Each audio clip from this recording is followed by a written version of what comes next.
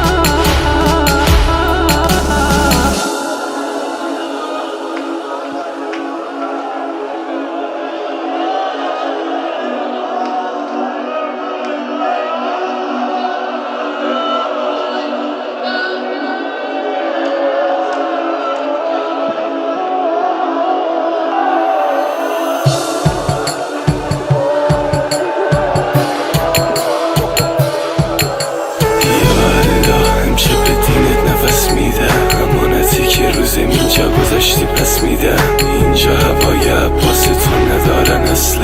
کوفه هنوز از بوی عطر غیرتش مستم. میگه این دشمن واسه عباس یه مشته اومدن خبر بدن. دیدن حسین میلرزه صداش، زانو زده رو خاک نمشکی ندستی. حسین داد زد پاشو تکیگاه داداش. پاشو فردا سر داداش رو ریزه میذارن. رقیه بیامون میشه ایداده بیداده. پاشو فردا همه خیمه ها رو آتیش میزنن. فقط تو چشماتو باز کن بچه ها آب دارن. ای کاش میشد همه چی برگرده عقب. دستاتو ببینم که رو تنت حداقل. چشمون به دل داداش روی ماه تو ببینه. چشاتو ببند و بخواب انگار مشیتش اینه. شب روشن میکنن هر شب و هر شب تا صبح. پیدا نمیکنی یکی حتی شبیه حرفاشو. داداشم غیرتش اون از غیرت یه امته. برای تشنگی بچه ها میده دستاشو. علمی که دیگه از زمین بلند نمیشه رو. چه میشه کرد وقتی بریدن دست شیر بیشه رو. عموی ما غیرته یادش تو غنیمته. عمویی که میگذره از دو دستاشو سرو. عمو جان عمو جان عمو جان یاد منی تو.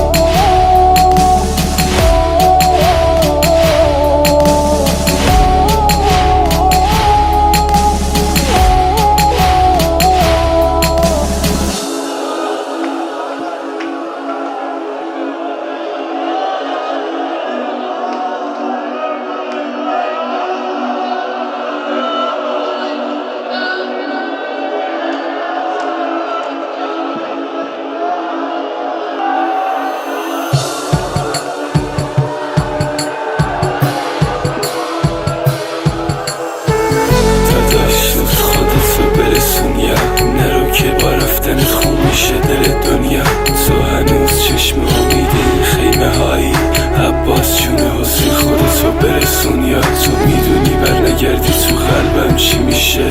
بیا عباس علم بی علم دار نمیشه، چشمه ی امت به دل رفتن تو خونه.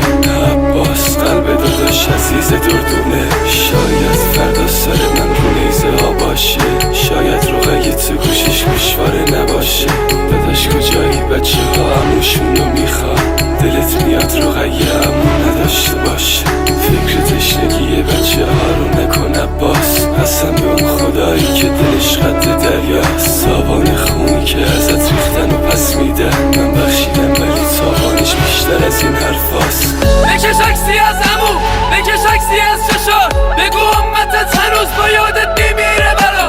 بعد تو 1100 بار سلام گفتم بر حسین، بگو با یادت تو شهر ما دیگه تشنه نداد. بگو هر سال توی هیئت سلامت رو دوشمه، گره صحرا هر سال محرم و رو پوشمه.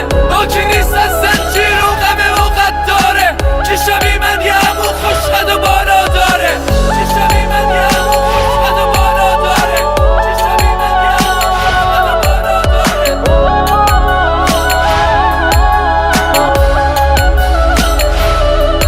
غیر تو هیچ کسی، منو دوست نداره که، تنها نذار خدا، وسط